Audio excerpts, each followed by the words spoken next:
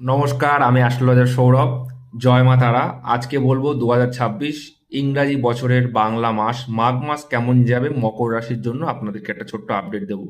আমি প্রথমে একটা কথাই বলবো, মকর রাশির জন্য বছরে একবার এই মাসটাতে একমাত্র রবির কিন্তু প্রবেশ দেখতে পাওয়া যায়। তো বিশেষত্ব একটা জিনিসই আমি বলবো, কখনোই কোনো কাজে আপনারা কখনোই বিরোধ সৃষ্টি করবেন না। আপনাদের কাজের জায়গায় অর্থাৎ আপনাদের কর্মস্থলে সম্পর্কটা কিন্তু ঠিকঠাক বজায় রাখার চেষ্টা করবেন এই একটি মাসের জন্য। আর দ্বিতীয়ত বলবো, এই রাশিতে এখন কিন্তু মঙ্গল উচ্চস্থ অবস্থায় রয়েছে, অর্থাৎ মঙ্গলের অবস্থান রয়েছে, অর্থাৎ কেটে যাওয়া ফেটে যাওয়া এবং কোনোভাবে কোনো ঝামেলা বিবাদ থেকে একদম দূরে থাকবেন। আগুন থেকে সাবধানে থাকবেন। যারা স্টুডেন্ট রয়েছেন, মাধ্যমিক উচ্চ মাধ্যমিক সামনেই এক্সাম রয়েছে, তাদের ক্ষেত্রে একটাই আমি কথা বলবো, যারা ভোরবেলায় অন্তত 5:30 থেকে তাদের প্রিয় যে সাবজেক্টটি মুখস্থ হচ্ছে না বা মনে রাখতে পারছো না, তারা ওই সময়টা গিয়ে পড়াশোনা করো। দেখবে তোমাদের যেটা কঠিন বলে মনে হচ্ছে সেটা খুব ইজি হয়ে যাবে তোমাদের কাছে।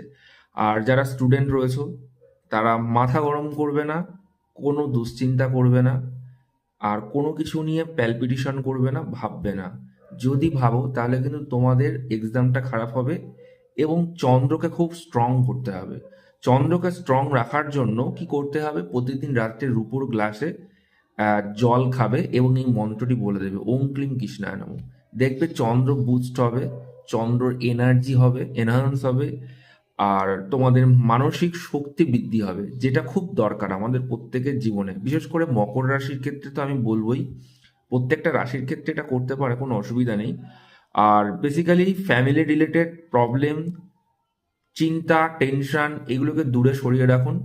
যারা দাম্পত্য জীবনে রয়েছেন অর্থাৎ ম্যারিড, তাদের ক্ষেত্রে শুভ সময় বা ভালো কিছু হতে পারে। বিশেষ করে তাদের আন্ডারস্ট্যান্ডিংয়ের প্রবলেমগুলো আর আশা করছি এই মাসে হবে না।